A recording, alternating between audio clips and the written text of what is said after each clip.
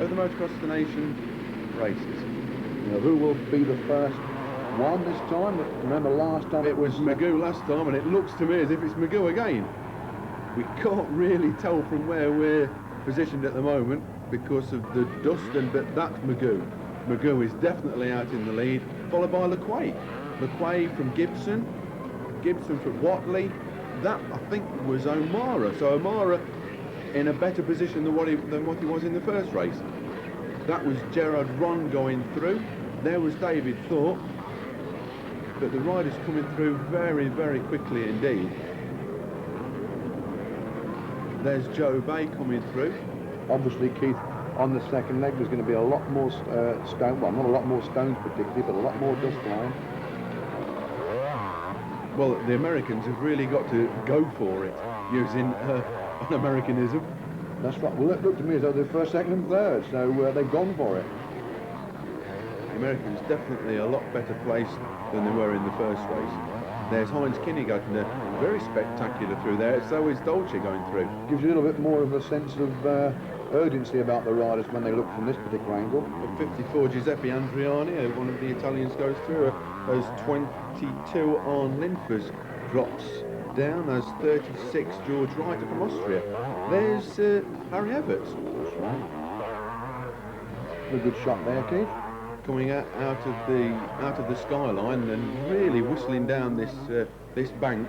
Very, very hard indeed to see any of the numbers and who the actual riders were. We can pick out the Kawasaki of Dave Thorpe though, definitely. I'll tell you what, we've been extremely lucky though over the last few weeks for a bit of the weather, Keith. It's been super. Very conducive to really exciting and fast races. Well, we were very, very pleased with the weather that we had in Geldorf in Germany last week, but to get another day like we had last week today, it's well, you couldn't wish for a better day. That's right. Obviously the spectators have paid their money and they want to see some action, and action's what they're seeing. They really are a very large crowd here this afternoon. There's Magoo coming out of the Marrakein Leap. There's two Belgians, followed by Jim Gibson and David Bailey. So there's Whatley, the first of the British riders. It looks like Thorpe's down. Haven't seen Thorpe go through yet. There's O'Mara go through. Gerrit Walsink's just gone through there, but no Thorpe yet. Something's happened to Dave because Dave was pretty well up with the lead in. He was in second or third position. It's gone wrong. And he's still not come through, so there's something happened somewhere.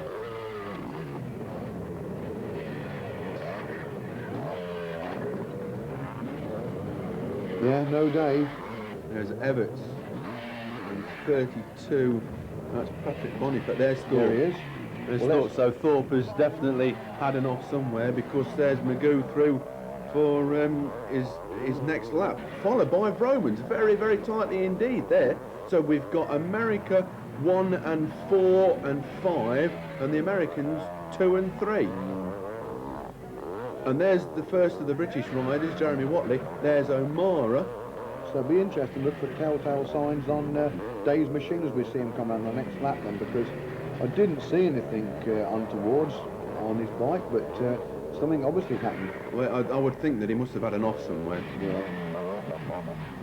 But the race is definitely on up front, where we've got 4 riders, 2 Americans, 2 Belgians. 31 there, that's Bruno.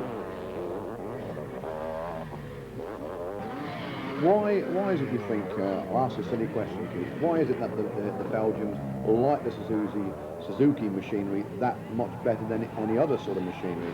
We've got the Americans on the Hondas and so on and so forth. Why do you think it is? I think it must be one of those things. It's I don't really know. It's because you don't usually get. I mean, they're in a team event, but sometimes they do like to ride it as an individual. So you would think they would like individual machinery, but they all seem to be on the same, don't they? Apart from Laqua, who's on the Honda. That's exception to the rule. Yeah. There's Bailey pushing Laqua all the way, and there's Whatley really climbing through the air. Nice shot of Jeremy there. There's Hudson through. So it really looks as if the British lads have shot their bolt. And there, Vromans is in the lead. That's the first time that we've seen Magoo headed. Andre is really knocking it back to the stops. He's really throwing everything. He's And he's pushing to the wind. he's being waved on by the Frantic crowd. by the frantic crowd, yes. So we've got Belgium 1 and 3, America 2 and 4. And there, that's Watley in 5th. You're right, Keith, what you just said a fraction earlier. I've not seen Magoo headed. No, we've seen Magoo lead in the first and second race in Geldorf, and of course he won the first race here today. Let's see if he can win it again. I think we're in for a few fireworks towards the end. Definitely. Towards the end. Mind you, don't you think it adds a little bit more for the crowd when you've got an so accomplished rider as Magoo being headed by one of the very popular Belgian riders? Well, Vromans did only just get beaten in the 500 World Championship by only a handful of points from the American Brad Lackey this year, so right. Vromans is no mean rider. He's been around a few years, and I don't mean that for the wrong reason, but he's a very experienced rider. We'll just have to wait and see if he's still got the lead. Everts has gone through, but he's quite well down, as is Thorpe. So I would think that it's going to be...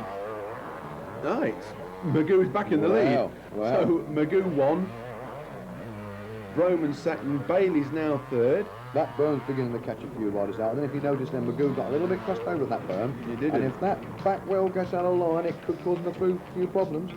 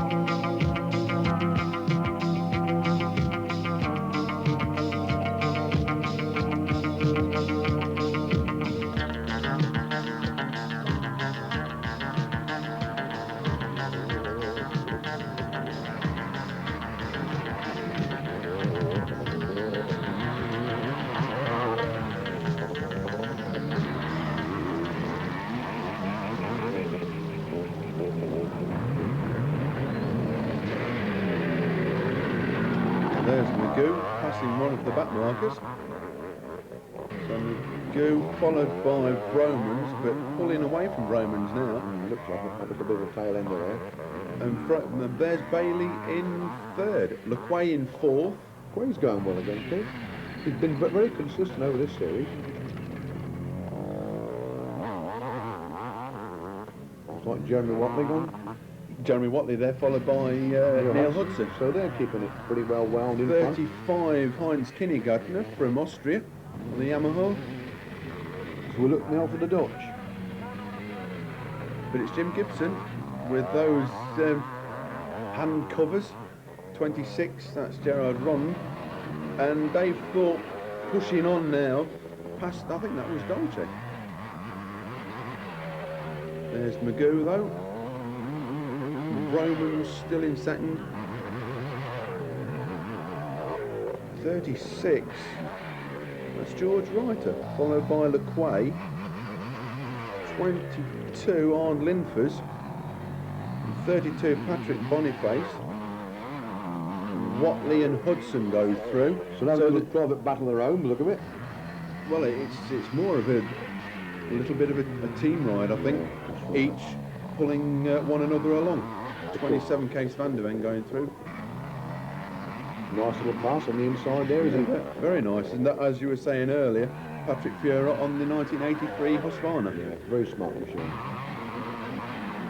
And poor Jim Gibson goes through there, as does Dave Thorpe, out of the shadows into the very bright sunlight. Look at the crowd there. That just gives you some indication, Keith. There's a huge crowd this afternoon. Look at them. Of course, we're now towards the end of the race. Romans still pushing the Suzuki right to the limit, I would imagine. LeQuay in fourth. George Reiter goes through there. Neil Hudson should be followed by Jeremy Watley. It looks as if Jeremy's feeling the pace a little bit because he's definitely being dropped. Now, is that somebody about to pass him, or No. he's past them? He's certainly slowing down some, Keith. There's O'Mara, 27 Case Van der Ven. So that the pace must really be telling now because they've had, well, the first race was very hot and this second race is definitely no cooler. But these machines these days are so reliable, Keith. I mean, a few years ago, we won't mention machinery, but some machinery was very, very prone to breakdowns over this sort of distance. And Well, everything's advanced so much, hasn't it, nowadays? Bailey, look, there's Bailey pushing Broman, so let's see if Bailey can snatch second from Broman. such a hot American cause no end. Yeah. Look now, just to see if...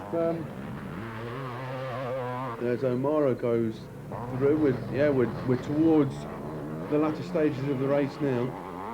As Watley goes through, taking the signal from his mechanic, Chris Scrivens.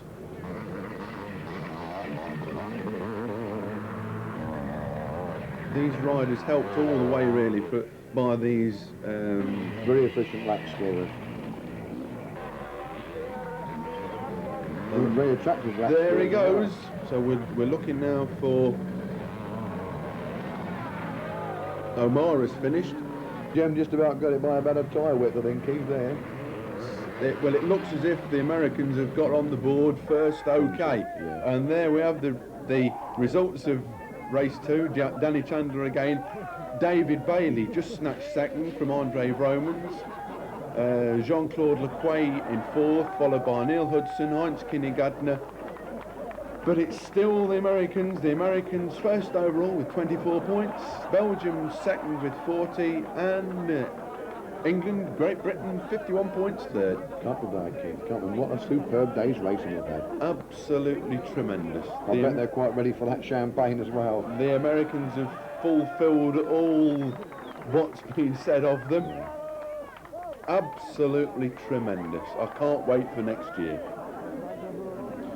Yes, I couldn't agree more, Keith. I think we're in for an exciting prospect, especially from these so young and talented Americans, as they all take a really worthwhile drink now. There's the Motocross of the Nation trophy being held high by Magoo. David Bailey enjoying the surroundings. Hats being thrown by everybody. I suppose if the truth's known, Keith, all they want to do is to dive into the most cool shower that is available, don't you think? It looks like they're having a pretty cool shower at the moment with that show. Plus that everybody champagne. else, I think, yeah. Very nice medals, medallions, what we call them. Oh dear, I've heard of beer shampoo, but I think that's going to the extreme. Still, they've got a wonderful rapport, these Americans, haven't they? Look at it. Yeah, Loving every minute of it. absolutely every minute. Yeah. Well, a handshake from Magoo. Very friendly lot.